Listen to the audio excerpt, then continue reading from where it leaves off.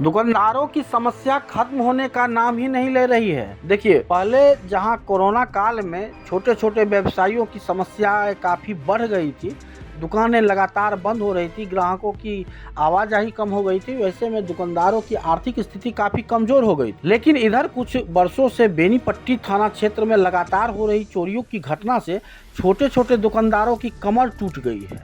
ताज़ा मामला बेनीपट्टी थाना क्षेत्र के चैतन्य कुटी के समीप का है।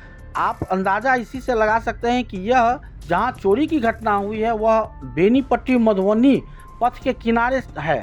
ऐसे में पुलिस की गश्ती लगातार होने के दावा भी किए जाते हैं, लेकिन बीती रात चोरों ने एक बार फिर चैतन्य कुटी के समीप एक पान और जनरल दुकान, साथ ही एक स्वर्णकार के दुकान में भी ताला तोड़कर चोरी की घटना को अंजाम दिया है। चैतन्य कुटी के समीप टीवीएस शोरूम के सामने कमलेश महता के पान दुकान और वहीं के बगल में एक स्वर्णकार के दुकान में चोरों ने घुसकर गल्ला से 3000 नगद समेत करीब 40 हजार मूल्य का सामान, जिसमें पान मसाला, सिगरेट, बिस्किट सहित कई सामान गायब कर दिया है।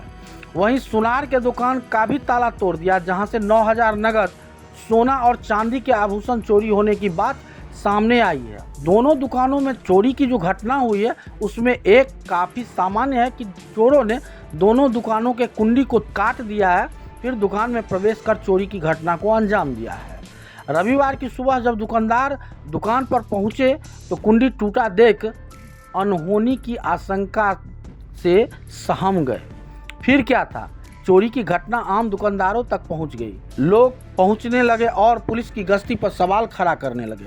आम लोगों का कहना है कि जब चुनाव के समय थाना से महज कुछ ही दूरी पर चोरी हो सकता है, तो अन्य दिनों में क्या चोरी की घटना होगी, इसका अंदाज़ा लगाया जा सकता है। आखिर पुलिस कर क्या रही है?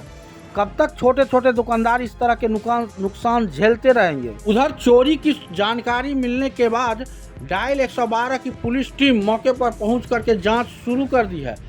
दुकानदार ने बताया कि इस संबंध में उन्होंने बेनीपट्टी थाना को आवेदन दे दिया है। अब देखना होगा कि पुलिस उक्त आवेदन पर क्या कार्रवाई करती है और कब तक इस मामले का उद्भेदन कर पाती है। देखिए, इस संबंध में चोरी हुए दुकानों के दुकानदारों ने क्या कुछ बताया है। 150-200 के सामान चांदी का आइटम ले गया है और 3-4 ग्राम का सोना का पेंडल था एक ठो, और कैश 9000 रुपया ले गया है और सामान सब जो है इधर से। और कुछ कैश वगैरह?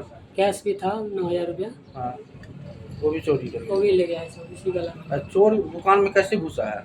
कड़ी को काट के घुसा है, कड़ी काट कर। कटर मशीन से। क्या सब था?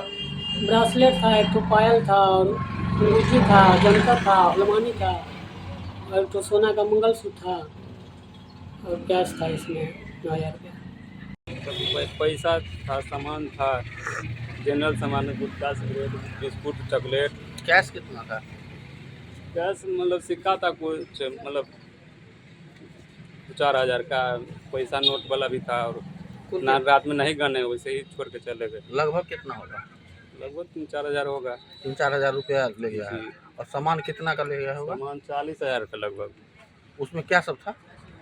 जनरल सामान है, gutkha, cigarette, biscuit, chocolate, Kinder Joy, यही सब था। दुकान में चोर कैसे घुसा था? चोर ताला लगाते हैं, उसका बलिया काट करके ले गया है। बलिया काट करके ताला निकाल दिया है। उसके बाद यहाँ ये है, इसका काट दिया है, नीचे का भी काट दिया है। ठीक ठीक। अब बेनीपट्टी में झोला प्रिंटिंग की फैक्ट्री, जहां कम खर्च में क्वालिटी वाले झोले बनाए जाते हैं। EMI पर भी यहां से माल ऑन टाइम डिलीवरी ले जा सकते हैं। साथ ही लड़की की शादी में यहां मिलता है मुफ्त में झोला। तो आज ही संपर्क करें श्याम एंटरप्राइजेज, बेनीपट्टी, बेटा बाजार, नियर ग्रामीण बैंक।